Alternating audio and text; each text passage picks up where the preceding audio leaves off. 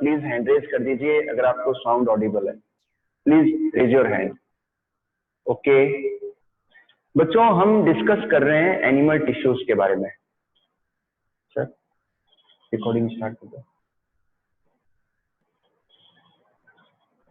बच्चों, हम animal tissues के बारे में डिस्कशन कर रहे हैं और हम 3 एनिमल टिश्यूज डिस्कस कर चुके हैं। फर्स्ट हमने किया एपिथेलियल टिश्यू, सेकंड हमने डिस्कस किया मसल टिश्यू, कल की क्लास में हमने कनेक्टिव टिश्यूज को डिस्कस किया। आज हम डिस्कस करेंगे नर्वस टिश्यूज के बारे में। बच्चों, क्लास के ओवर होने से पहले अगर कुछ समय बचता है हमारे पास, तो मैंने जो आपको चैप्टर 5 के लिए असाइनमेंट सेंड किया था, तो मैं उनके डिस्कस करूंगा आपसे स्क्रीन शेयर करके। ओके बेटा, तो आप लास्ट तक क्लास में बने रहें, क्लास छोड़े नहीं, ठीक है बेटा। तो let me start the first topic, nervous tissue. ये 4th टाइप है एनिमल टिश्यू का, नर्वस टिश्यू।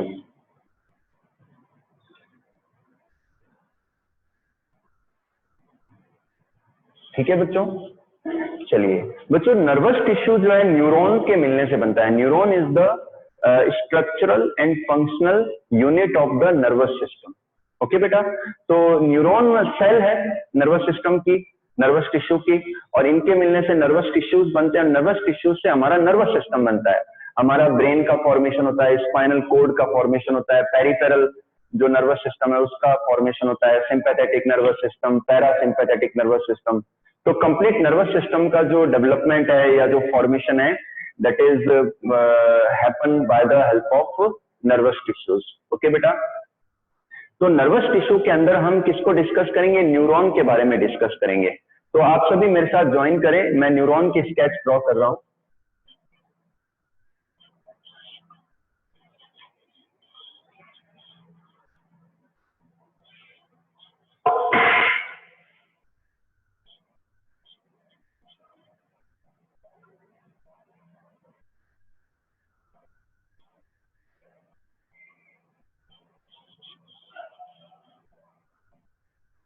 आप भी मेरे साथ में बच्चों ज्वाइन कीजिए, है ना।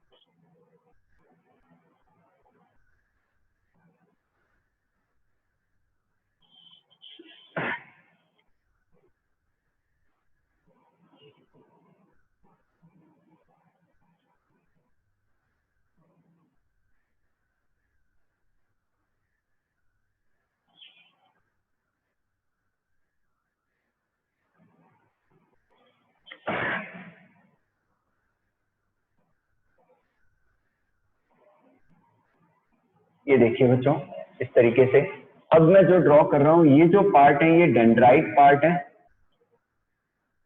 ओके बेटा,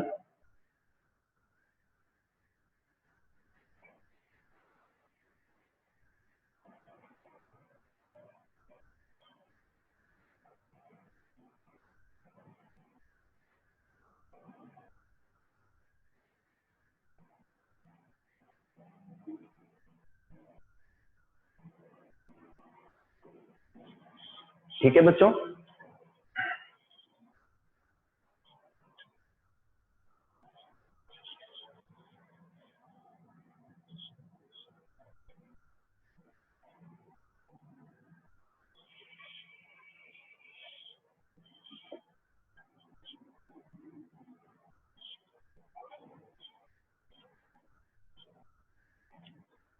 ये मैंने अभी न्यूक्लियस ड्रॉ किया है बच्चों, ये न्यूरॉन का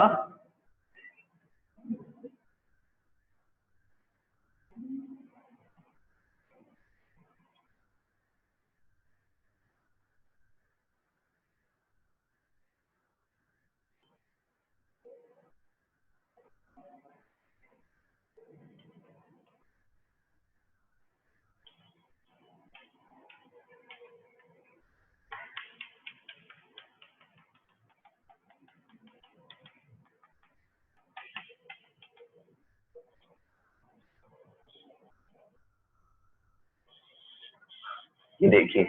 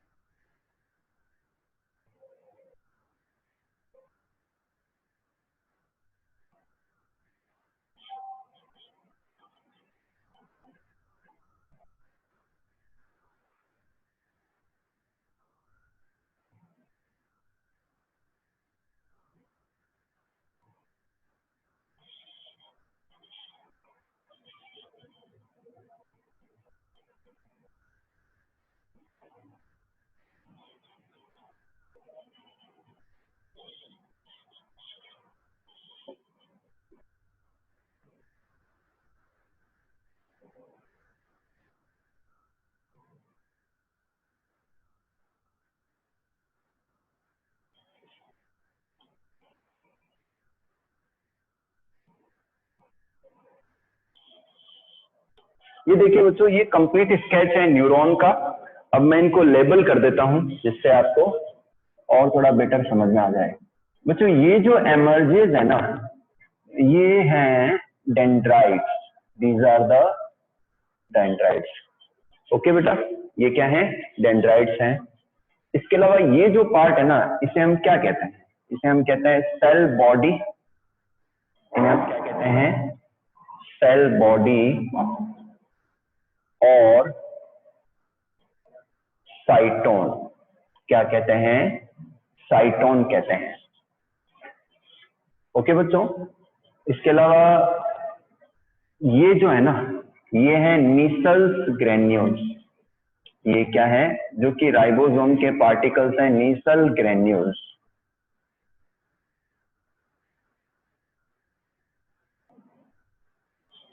ओके बच्चों, और ये जो है, ये है न्यूक्लियस।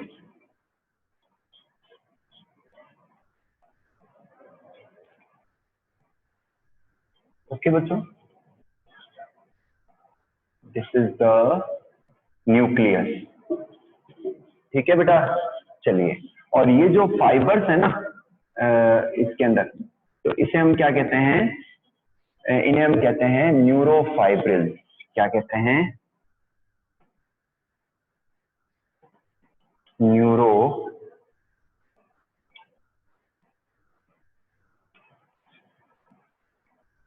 फाइब्रिल्स कहते हैं।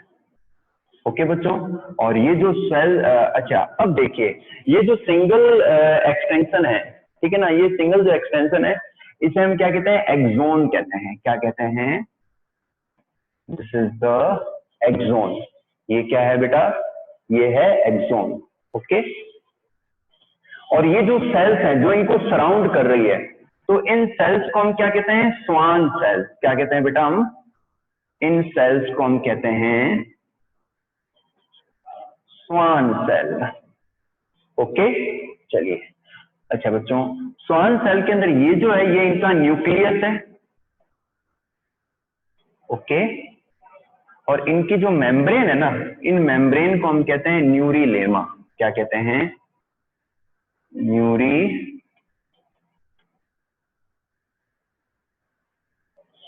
न्यूरीलेमा कहते हैं। ओके बच्चों, इनको हम कहते हैं न्यूरीलेमा।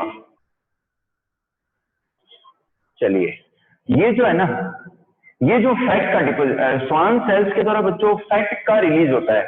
तो ये जो फैट होती है, ये एक्सोन के सरफेस पर, ये जो फैट होती है एक्सोन के सरफेस पर डिपोजिट हो जाती है। तो ये इंसुलेशन पाया जाता है, फैट का डिपोजिशन पाया जाता है। तो इसे हम क्या कहते हैं बच्चों? Medullary sheath. क्या कहते हैं?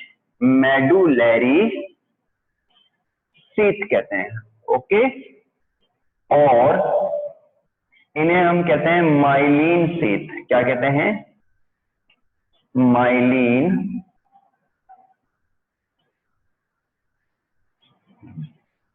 शीथ कहते हैं, इन्हें हम क्या कहते हैं बच्चों, मेडुलरी शीथ और माइलिन शीथ। मैं थोड़ा इधर लिख देता हूं, आपको दिखाई नहीं दे रहा होगा ये, मेडुलरी शीथ और माइलिन शीथ, अंडरस्टूड।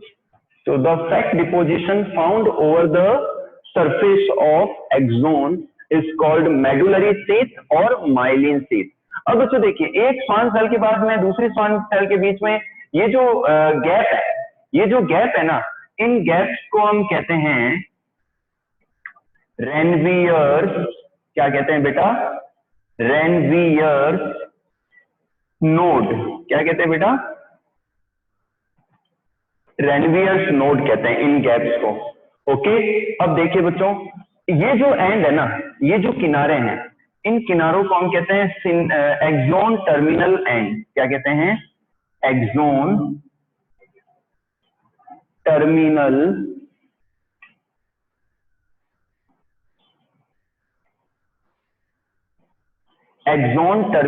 एंड्स कहते हैं इन्हें, ठीक है बच्चों, एक्सोन टर्मिनल एंड या एंड्स कहते हैं, ठीक है। और ये जो नोब्स नजर आ रही है आपको, इन नोब्स को हम कहते हैं सिनेप्टिक नोब्स, क्या कहते हैं बेटा, सिनेप्टिक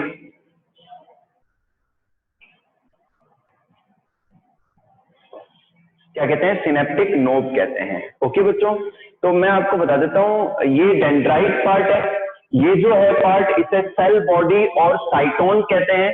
इनके अंदर ये न्यूक्लियस है, ये नीसल ग्रेन्यूल्स है, इसके अलावा न्यूरोफाइब्रिल्स है, अंदर जो फ्लूइड है न्यूरोप्लाज्म है। ये जो एक एक्सटेंशन है, ये इसे हम एक्सोन कहते हैं, एक्सोन को सराउंड करती है स्वान सेल्स, और ये इनका न्यूक्लियस है, इनकी मेम्ब्रेन को कहते हैं न्यूरिलेमा, और इन सेल्स की तरफ फैट का रिलीज होता है जो कि एक्सोन के ऊपर डिपोजिट हो जाती है। इस फैट के डिपोजिशन को कहते हैं मेडुलरी शीथ और माइलिन शीथ। ओके बेटा, ये एक्सोन के टर्मिनल एंड्स हैं और ये सिनेप्टिक नोब्स है, और ये जो गैप है बीच बीच में, इन्हें हम कहते हैं रेनवियर्स नोड। ओके बच्चों, और जनरली एक्सोन की आउटर सरफेस पर क्या होता है बच्चों, जनरली एक्सोन की आउटर सरफेस पर पॉजिटिव आयंस पाए जाते हैं, पॉजिटिव चार्ज पाए जाते हैं, जबकि जो इंटरनल सरफेस है उस पर नेगेटिव चार्ज पाए जाते हैं। तो जो इंपल्स है, ठीक है ना, वो डेंड्राइट से आते हैं साइटोन में, साइटोन से आते हैं एक्सोन में। तो एक्सोन में आने पर क्या होता है कि पॉजिटिव और नेगेटिव चार्ज में एक्साइटेशन होता है, तो पॉजिटिव अंदर आते हैं, नेगेटिव चार्ज बाहर जाते हैं। इसी तरीके से इंपल्स आगे बढ़ता है, पहले वाले चार्ज नॉर्मल हो जाते हैं, फिर आगे जहां इंपल्स गया वहां से पॉजिटिव चार्ज अंदर आते हैं, नेगेटिव बाहर जाते हैं। तो इस तरीके से पॉजिटिव और नेगेटिव चार्ज के बाहर और अंदर और बाहर मूवमेंट की वजह से इंपल्स ट्रेवल करते करते कहां जाते हैं, सिनेप्टिक नोब तक आ जाते हैं। अब इन सिनेप्टिक नोब्स के अंदर बच्चों वेसिकल्स होते हैं जिनमें कुछ केमिकल्स होते हैं। इन केमिकल्स को कहते हैं न्यूरोट्रांसमीटर्स। इन केमिकल्स को हम क्या कहते हैं बच्चों, न्यूरोट्रांसमीटर कहते हैं, जैसे कि एसिटाइल कोलिन है, ठीक है ना, ग्लूटामिक एसिड है। तो ये वेसिकल्स एक्साइट हो जाते हैं, तो यहां से फिर ये केमिकल रिलीज होते हैं। तो केमिकल रिलीज होने के बाद में अगले न्यूरॉन में चले जाते हैं सिनेप्टिक नोड से। अगले न्यूरॉन का कनेक्शन कैसे होता है, इस न्यूरॉन का सिनेप्टिक नोड और नेक्स्ट न्यूरॉन का डेंड्राइट, ये आपस में ज्वाइन करते हैं। तो इनके जंक्शन वाले पार्ट को हम क्या कहते हैं, सिनेप्स कहते हैं। तो यहाँ से जो केमिकल्स है रिलीज होकर अभी नेक्स्ट न्यूरॉन की डेंड्राइट में चले जाते हैं, फिर साइटोन में चले जाते हैं। तो इस प्रकार से बच्चों जो इंपल्स का जो ट्रेवल है वो इलेक्ट्रिकली भी होता है और केमिकली भी होता है, और इस तरीके से इंपल्सेस जो है ट्रांसपोर्ट होते हैं हमारी बॉडी के अंदर। तो बच्चों मैं समझता हूं आपको न्यूरॉन का स्केच समझ में आया है, और अगर सबको समझ में आ गया तो प्लीज आप सभी हैंड रेज कर दीजिए। हाँ बेटा, आप सभी हैंड रेज कर दीजिए। ओके, चलिए, थैंक यू बच्चों, हाथ नीचे कर लीजिए। अब मैं आपको बच्चों क्या करवाने वाला हूं, आपका चैप्टर यहाँ कंप्लीट हो रहा है। अब मैं आपको एक दो चीजें और करा रहा हूं कि कल मैंने जो आपको कनेक्टिव टिश्यू कराए थे, तो उनमें जो एरियोलर टिश्यू और एडिपोज टिश्यू है उनका मैं स्केच ड्रॉ कर रहा हूं। तो आप भी समझेंगे कि वो बनते कैसे हैं, किन किन कंपोनेंट से बने होते हैं। तो आप बने रहना क्लास के अंदर, और लास्ट के जो 10 मिनट्स बचेंगे उनमें हम डिस्कशन करेंगे, लास्ट के 10 मिनट्स में हम डिस्कशन करेंगे क्वेश्चन पेपर के बारे में। ओके बेटा, तो आप सभी बने रहें क्लास में। चलिए, तो मैं फटाफट एरियोलर टिश्यू का स्केच ड्रॉ करता हूं।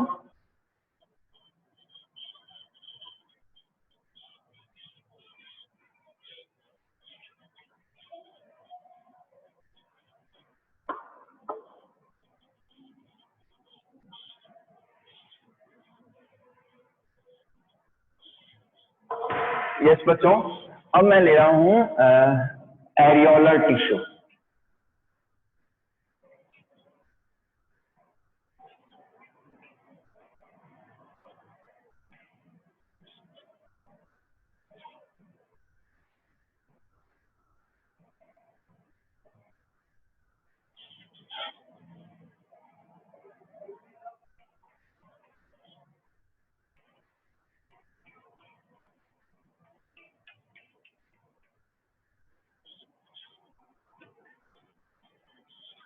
आपको मैंने बच्चों कल बताया था कि एरियोलर टिश्यू के अंदर व्हाइट फाइबर्स के बंडल पाए जाते हैं ना।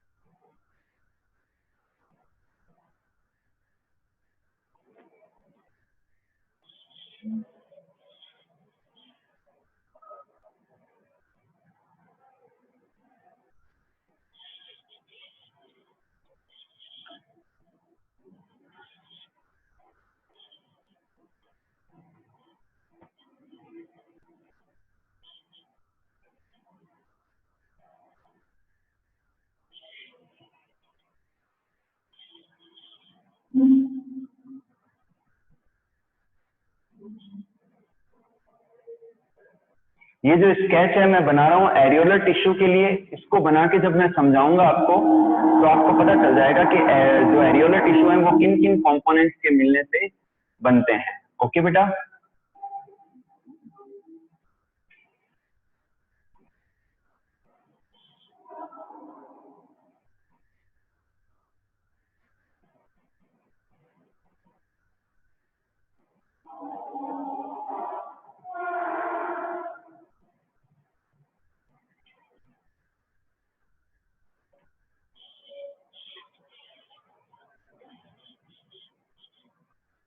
ये तो हो गए व्हाइट फाइबर्स के बंडल, और अब मैं ड्रॉ कर रहा हूँ येलो फाइबर्स। व्हाइट फाइबर्स जो होते हैं ना बच्चों, ये बने होते हैं कोलेजन प्रोटीन के। किसके बने होते हैं? कोलेजन प्रोटीन के बने होते हैं। और जो येलो फाइबर्स हैं ये इलास्टीन प्रोटीन के बने होते हैं। ओके,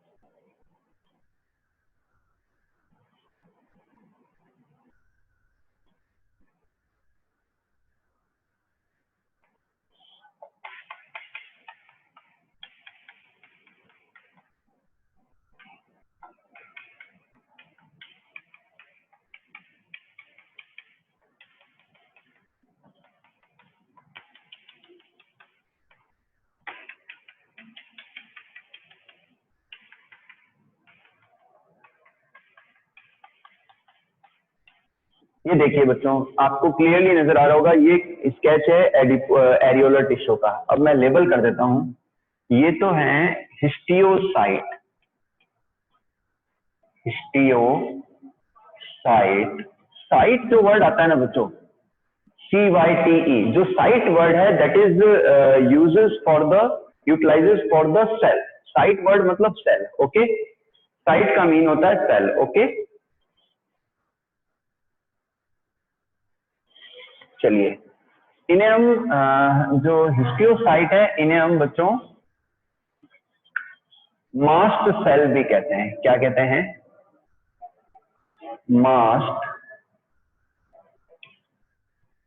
सेल भी कहते हैं। इन्हें हम बच्चों मास्ट सेल भी कहते हैं। इसके अलावा ये जो बंडल है ना, ये है बंडल ऑफ वाइट फाइबर्स। ये क्या है?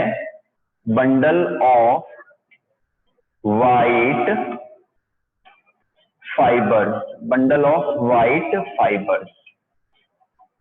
ओके, चलिए, ये बंडल ऑफ व्हाइट फाइबर हो गए। और ये हैं, अच्छा, ये व्हाइट फाइबर पतले होते हैं, थिन होते हैं, जबकि येलो फाइबर सिंगल होते हैं लेकिन मोटे होते हैं, थिक होते हैं, और ये इलास्टिन प्रोटीन के बने होते हैं। तो ये क्या है बेटा? येलो फाइबर्स हैं। These are the yellow fibres. Okay बच्चों, और ये जो सेल्स हैं इन्हें हम कहते हैं फाइब्रोब्लास्ट सेल। इन्हें हम क्या कहते हैं बच्चों? फाइब्रोब्लास्ट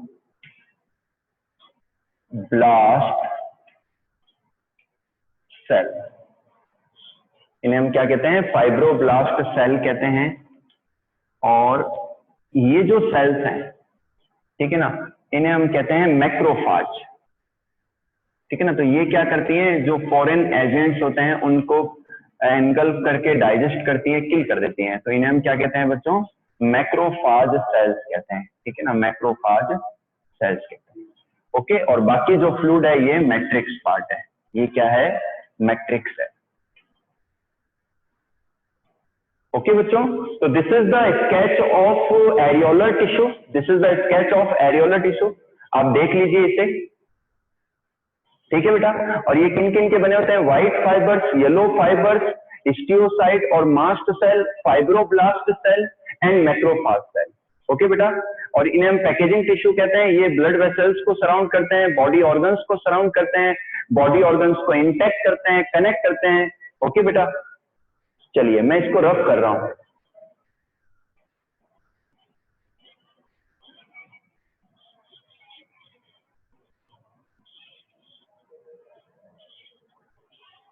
अब जो नेक्स्ट स्केच मैं ड्रॉ कर रहा हूं वो है एडिपोज टिश्यू। जो नेक्स्ट स्केच है बच्चों, फटाफट से ड्रॉ करते हैं अपन। Adipose tissue.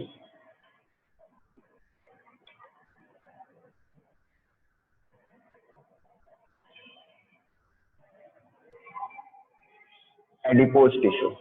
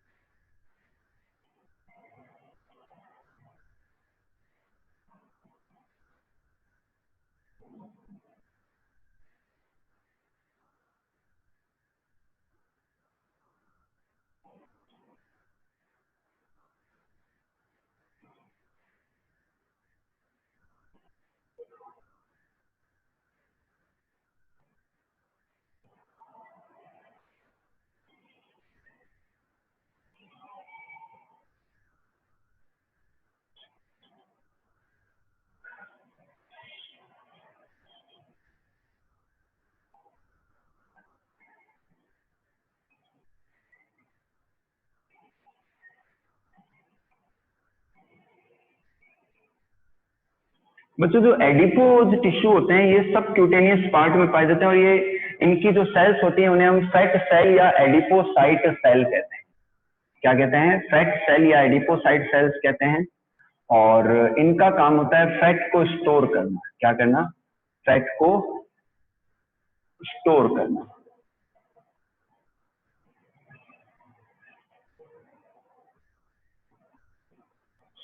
चलिए,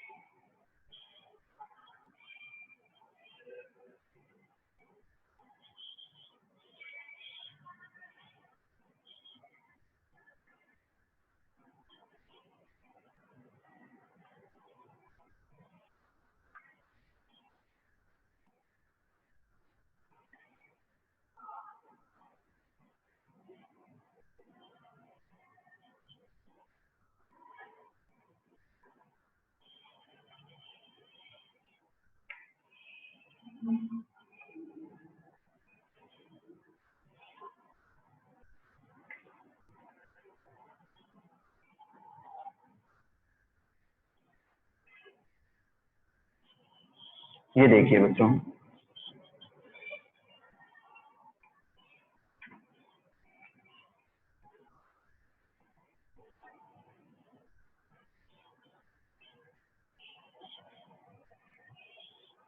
अच्छा बच्चों, इनके अंदर भी येलो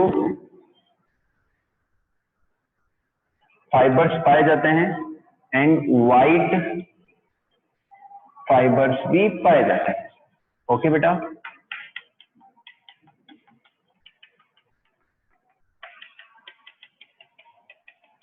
वैसे भी तो आज आपका चैप्टर कंप्लीट हो गया है। ये टिश्यू चैप्टर जो है इट इज कंप्लीटेड। ओके बेटा, चलिए मैं लेबल कर देता हूं जल्दी से। Yellow fibres, yellow fibres. Okay बेटा, चलिए ये हैं व्हाइट फाइबर्स।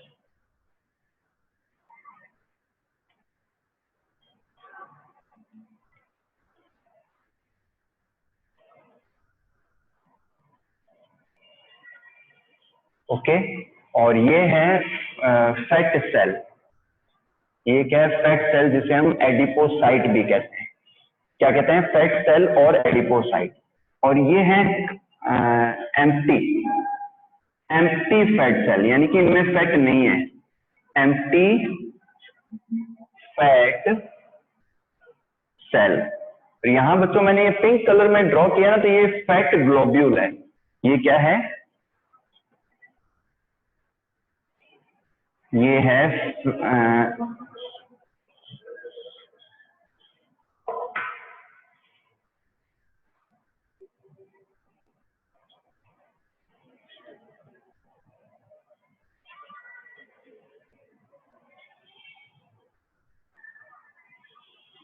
बेटा, ये है फैट ग्लोब्यूल, ये है फैट सेल, ये इनका न्यूक्लियस है। ये इस सेल का न्यूक्लियस है जो पेरिफेरल साइड में है। इसमें फैट स्टोर है और ये खाली है, तो ये एम्प्टी फैट सेल है। ठीक है ना, ये एम्प्टी फैट सेल है और ये इनमें फैट है। तो इन फैट के मॉलिक्यूल को हम क्या कहते हैं? फैट ग्लोब्यूल कहते हैं। ये व्हाइट फाइबर्स है, ये येलो फाइबर्स है, बाकी मैट्रिक्स पार्ट है। तो बच्चों इस तरीके से एडिपोज टिश्यू की जो स्ट्रक्चर है वो पाई जाती है। ओके बच्चों, तो आज आपका चैप्टर ये कंप्लीट होता है। ओके बेटा, अब मैं आपको पेपर डिस्कस करूंगा। आपको क्या करूंगा बेटा? पेपर डिस्कशन करवाऊंगा। सॉरी, जो असाइनमेंट है मैं असाइनमेंट डिस्कशन कराऊंगा, जो फर्स्ट चैप्टर के लिए मैंने आपको सेंड किया था। ओके, अच्छा एक सेकेंड बच्चों। बच्चों एडिपोज टिश्यू का काम होता है फैट का स्टोरेज करना। ओके, मैं आपसे स्क्रीन शेयर कर रहा हूं बच्चों, असाइनमेंट।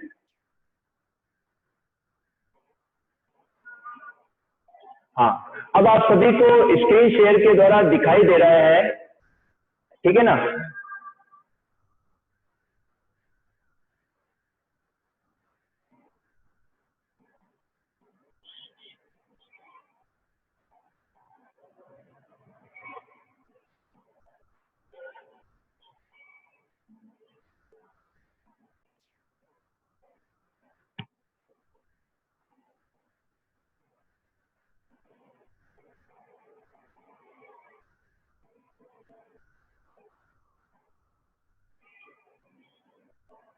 हाँ, अब बच्चों आप देखिए, सबसे फर्स्ट क्वेश्चन है फंडामेंटल यूनिट ऑफ लाइफ के असाइनमेंट में। फर्स्ट क्वेश्चन है chromosomes are made up of DNA protein, DNA and histone protein. Okay बेटा, तो मैं इसका आंसर दूंगा कि डीएनए एंड हिस्टोन प्रोटीन। आपको जो भी 4 ऑप्शन दे रखे हैं ना, उनमें से मोस्ट अप्रोप्रिएट सेलेक्ट करना है।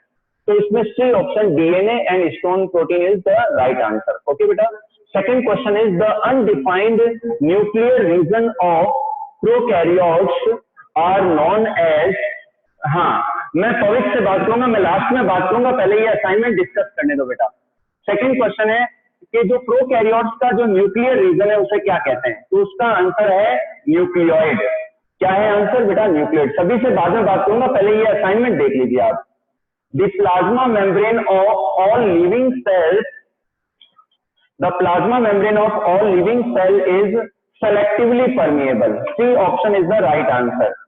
Fourth question है cell theory was given by. बच्चों cell theory Schleiden and Schwann ने दी थी, ओके, और new cell theory Rudolf Virchow ने दी थी।